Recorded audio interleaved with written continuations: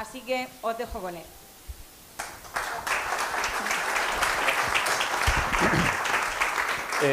Bueno, lo primero, agradecer a la asociación la oportunidad de estar aquí y, por supuesto, al museo por, en fin, organizar este tipo de actos.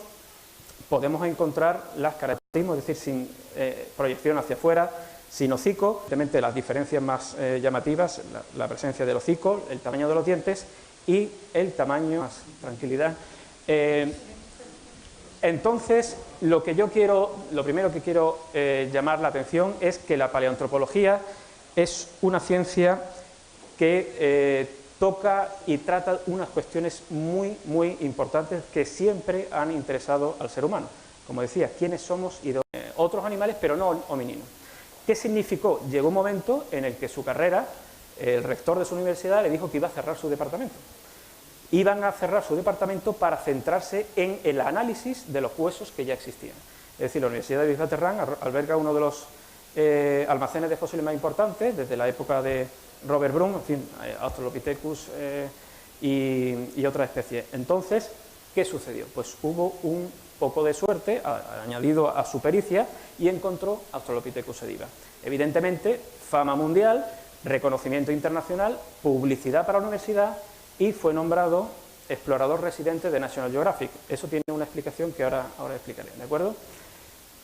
John Hawkes es paleoantropólogo, trabaja en la Universidad de Wisconsin-Madison, en Estados Unidos, es especialista sobre todo en genética antigua y podemos decir que es la antítesis en cuanto a su forma de desarrollar su trabajo. Berger es un explorador, es un buscador de fósiles y John Hawkes podemos decir que es un paleoantropólogo de gabinete, es especialista en anatomía comparada, conoce perfectamente los fósiles y explica, y en eso tiene gran parte de su importancia radica en que hace una labor de divulgación muy importante. Ha organizado cursos masivos para enseñar por internet la evolución humana, mantiene una cuenta muy activa en Twitter y en Facebook y tiene un blog personal que es de lo más leído en el mundo sobre paleoantropología. Pues estas dos personas tuvieron la oportunidad de hacer un descubrimiento muy importante. El primer uso de las tecnologías, las nuevas tecnologías de información y la comunicación, lo tenemos cuando Berger utilizó Google Earth para buscar nuevos yacimientos. Hemos dicho que en Sudáfrica, la cuna de la humanidad, muchos yacimientos, pero no había nuevos descubrimientos, habían pasado muchas décadas sin que se descubrieran nuevos registros fósiles. ¿Qué hizo? Pues utilizó Google Earth. Google Earth en aquella época no tenía mucha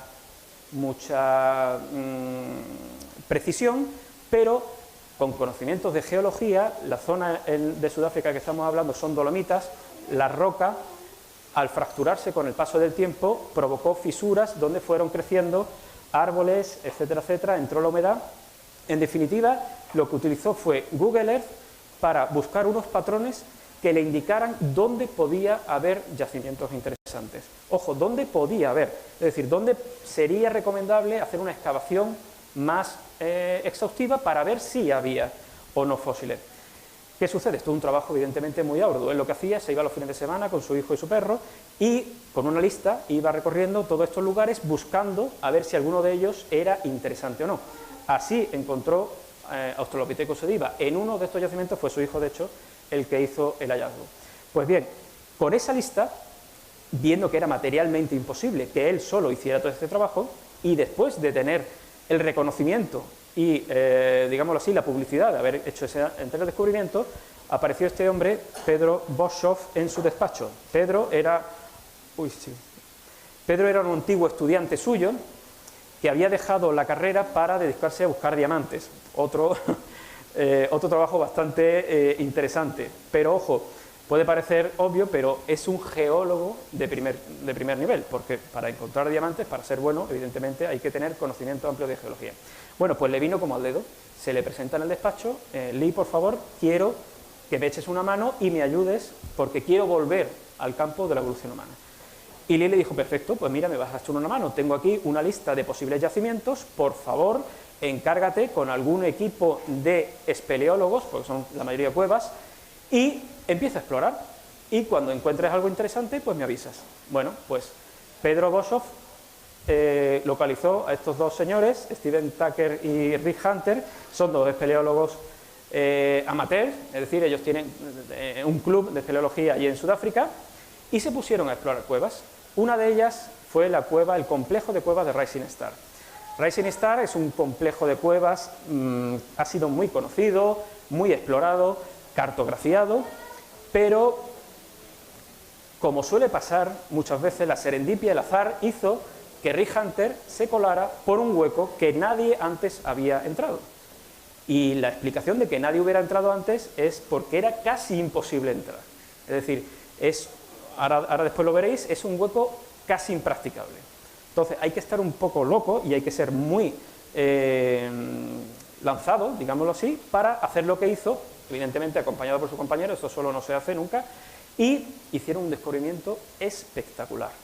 Una noche, en octubre del 2013, Rick Hunter con Pedro Bosso se plantan en casa de Lee Berger. Dicen: Lee, mira, tienes que dejar ahora mismo todo lo que estás haciendo y ver lo que te traemos.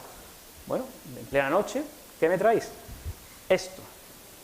Entraron en una cueva, en una cámara, son 9 metros de largo y 1 metro de ancho, evidentemente plena y absoluta oscuridad, nada más que con las luces de la cabeza, y esa es la foto que le enseñaron a Berger. Bueno, esto blanco que vemos aquí son huesos, partes,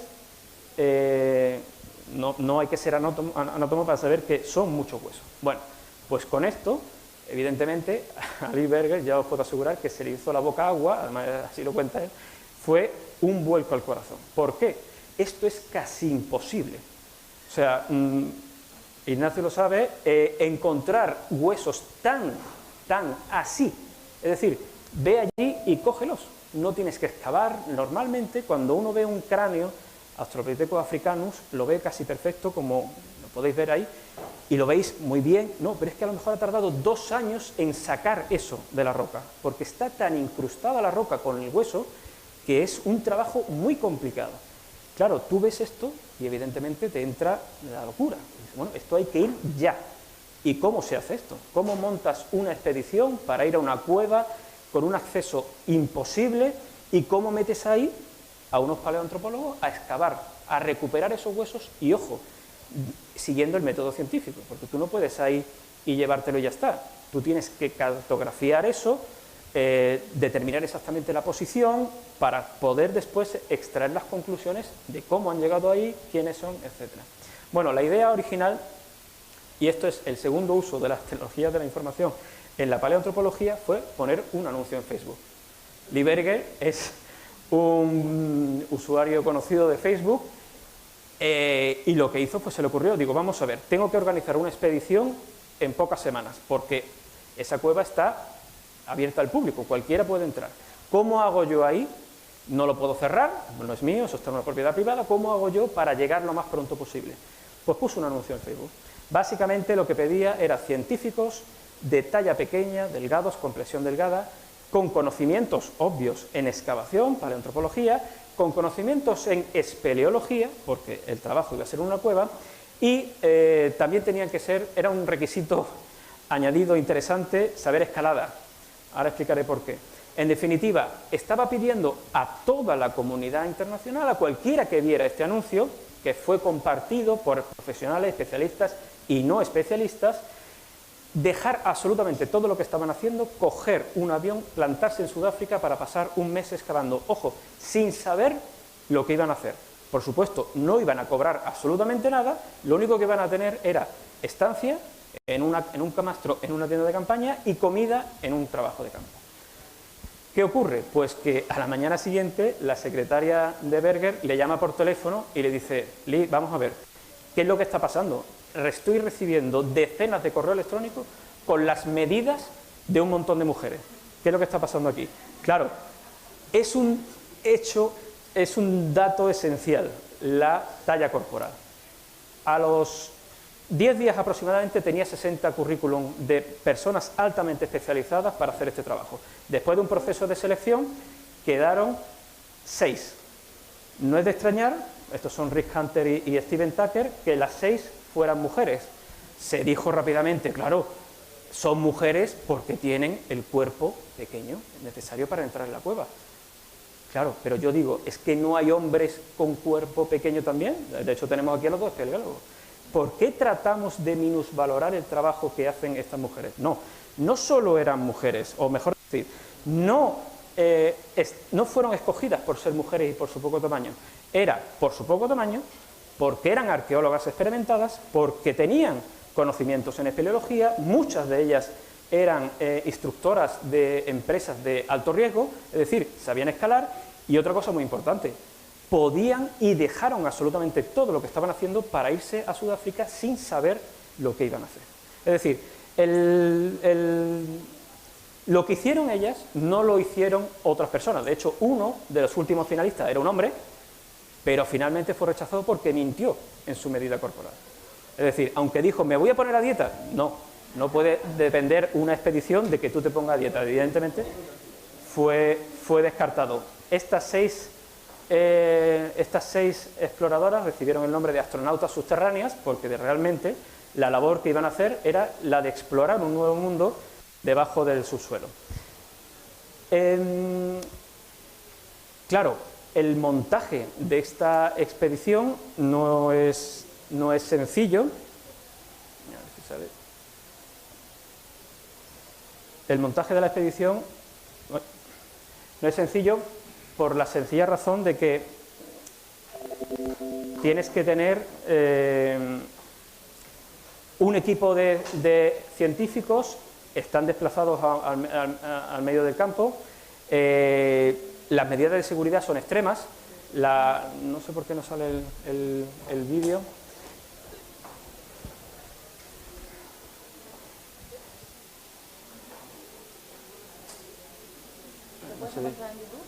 No, es que un corte que... A ver.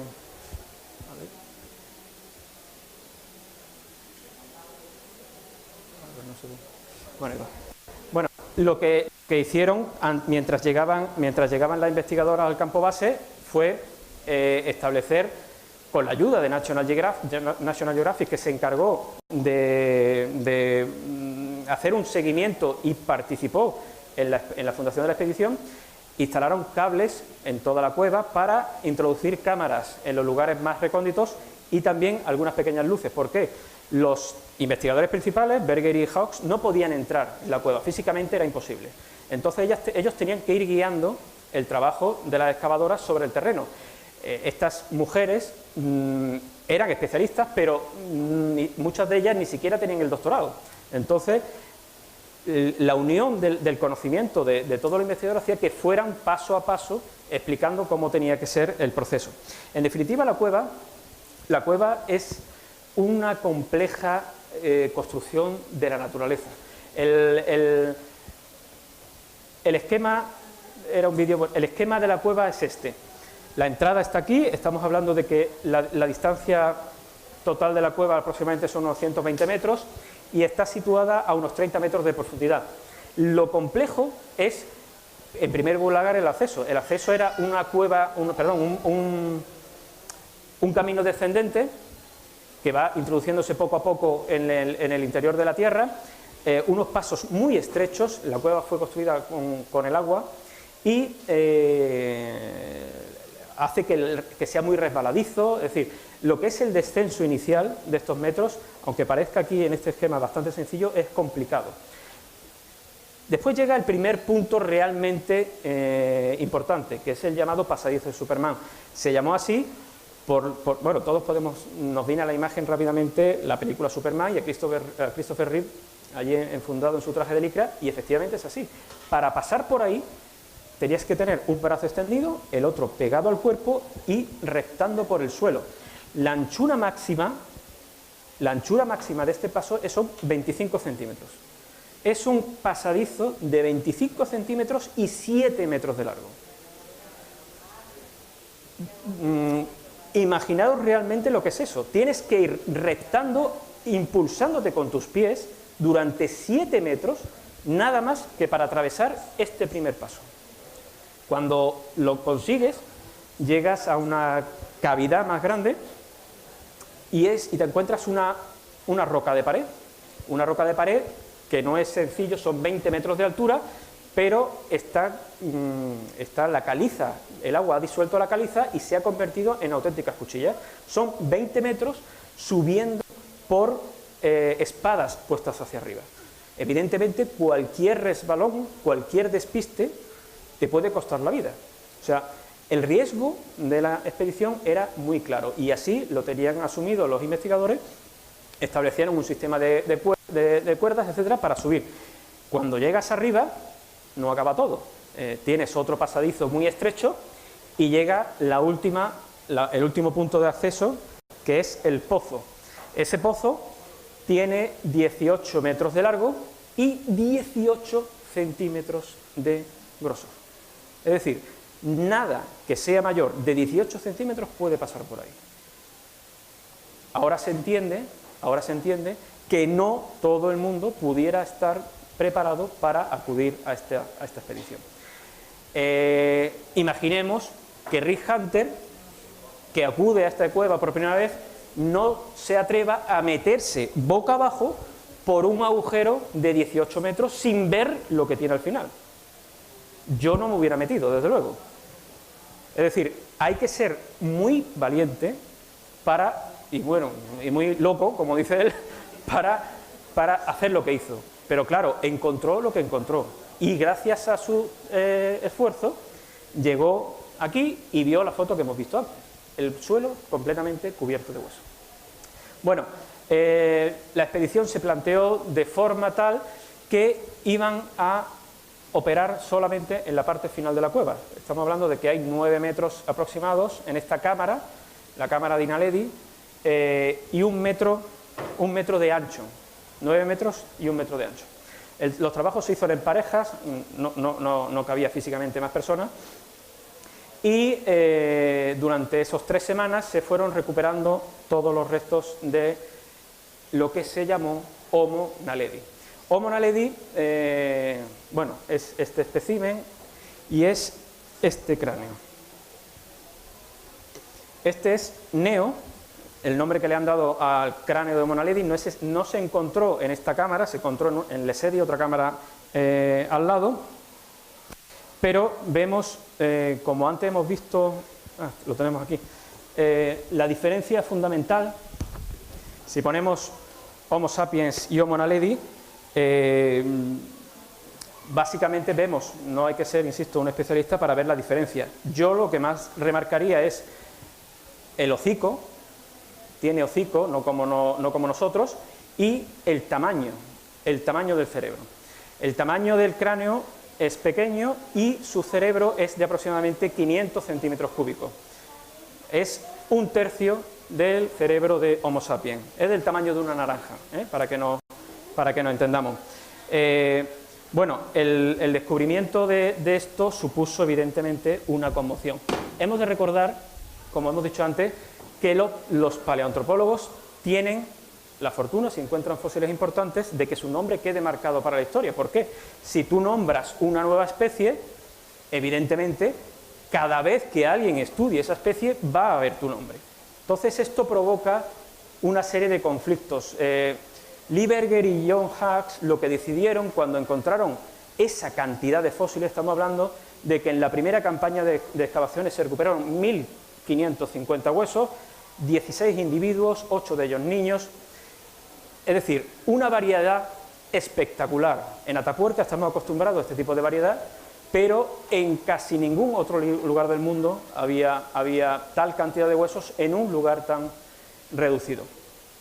Bueno, lo que hicieron para estudiarlo, normalmente la disciplina puede tardar en publicarse los resultados de un trabajo como este varios años. Hemos de pensar que hay que describir cada uno de los fósiles, hay que estudiar la anatomía, ponerlo en relación con otros fósiles conocidos, porque al final lo que tú quieres saber es en qué posición del árbol evolutivo estamos. Si es un miembro ya conocido, de una especie ya conocido, o hay que nombrar una nueva especie porque no encaja en nada de lo que conocemos. Y eso es lo que hicieron. Pero hicieron algo más. Dentro de su espíritu, lo que hizo el equipo fue buscar a jóvenes paleoantropólogos de todo el mundo. Y dijeron, vamos a hacer un simposio en Johannesburgo y vamos a invitar a 30 especialistas en regiones anatómicas diferentes. La suerte es que, como vemos aquí, tenían huesos de todo el esqueleto. Eso también es rarísimo. Es decir, tú puedes tener a lo mejor una tibia, puedes tener un fémur, puedes tener un cráneo, pero tener un esqueleto casi completo y además varias partes del esqueleto en un mismo lugar es casi imposible. Bueno, pues se dividieron por grupos anatómicos, unos estudiaron los cráneos, otros las manos, la columna, las piernas, etcétera, etcétera, para publicar lo más pronto posible los resultados y que todo el mundo tuviera acceso a ellos. Y digo todo el mundo porque los resultados se publicaron en una revista de acceso abierto. No solo los artículos principales de este descubrimiento se publicaron en acceso abierto, sino que los moldes de los fósiles, el escaneo en 3D de los fósiles, también se han puesto a disposición del público. Es decir, cualquiera puede entrar en Morphosource, que es la página web del proyecto, y descargarse el cráneo de Homo naledi. Si tú tienes una impresora en 3D, te lo imprimes en tu casa. O si tienes, alguien tiene una impresora, vas y la imprimes. Es decir, es una política de acceso abierto total, que todo el mundo que quiera pueda acceder a la información. Evidentemente, esto no es lo normal, por lo menos no es lo normal hasta ahora en la disciplina. Los fósiles se conservan y se guardan como tesoros realmente, en cajas fuertes, porque evidentemente el valor es así. Si desaparece el fósil original, ya no tienes, aunque tengas réplicas, pero el fósil original desaparece, ya no tienes esa prueba del pasado. Entonces, en ese afán continuador de divulgación, esto ya es común, es un libro de divulgación que escribieron los dos autores. Como digo, Don Johansson, hay muchos paleoantropólogos anteriores y los habrá evidentemente, y también, bueno, evidentemente Juan Luis Arzuaga, aquí en Bermúdez de Castro, Eduard Carbonell, escriben muchos libros de divulgación porque el objetivo es ese, que yo, cualquiera, ya sea científico, en fin, cualquier persona que tenga un interés pueda comprender de dónde venimos, a dónde vamos y cómo está el estado de la investigación. Bueno, pues publicaron este libro de divulgación. A mí estos libros me interesan no tanto por cómo explican qué ha significado el nuevo descubrimiento, lo que me interesa más es cómo relatan ellos cómo ha sido el camino, cómo han llegado a investigar esto, qué pensaban en un momento dado, es decir, comprender lo que pensaban los investigadores mientras hacían el trabajo. Bueno, este libro recibió una reseña en el Journal of Human Evolution. Esta revista es, podemos decir, es la revista más importante dentro del campo, ¿de acuerdo? Aquí todo paleoantropólogo quiere publicar aquí. Si publicas aquí significa que se te tiene en cuenta. Bueno, pues aquí Bernard Wood es un conocidísimo paleoantropólogo, hizo una reseña del libro y tituló la reseña, no se ve bien, Chalk and Cheese 2.0. Eso significa, la traducción sería como una de cal y una de arena. ¿Por qué? El artículo, bueno, quien quiera se lo puedo enviar, el artículo es un completo ataque directo a los dos investigadores. Es algo que jamás yo no había visto y pocos habían visto, que en una revista de altísimo impacto como esta se haga una reseña, no solo de un libro de divulgación, que eso ya es rarísimo. No se utiliza un artículo en una revista para hacer una reseña de un libro de divulgación, sino que se utilice esa reseña para lanzar ataques personales a los investigadores. De hecho, termina, este es el último párrafo del artículo, y lo que viene a decir es que sí, que los dos tienen, ya forman parte de la historia de la paleoantropología, pero que se tienen que preocupar menos de cuántos seguidores tienen en Facebook y en Twitter y más de lo que van a pensar sus colegas. Evidentemente, esto es un ataque a su forma de divulgar su trabajo. Claro, cuando tú eres un científico y tomas como obligación no solo avanzar en tu campo, sino que la gente, millones de personas, se interesen por lo que haces, por lo que sea, por curiosidad, o simplemente porque lo ves como tu obligación, que es a lo que deberíamos llegar todos, que todos viéramos como algo normal que un científico divulgue su trabajo, lo que implica que a los científicos se les debe premiar por divulgar su trabajo y no que sea una lastra y un problema, vas y te encuentras con esto. Bueno, pues ¿qué hicieron? Ellos intentaron que la revista, el Journal of Human Evolution, publicara una queja o una respuesta. ¿Y qué hicieron? Lo negaron. La revista, los editores le impidieron publicar su respuesta y ellos decidieron hacerlo en Facebook.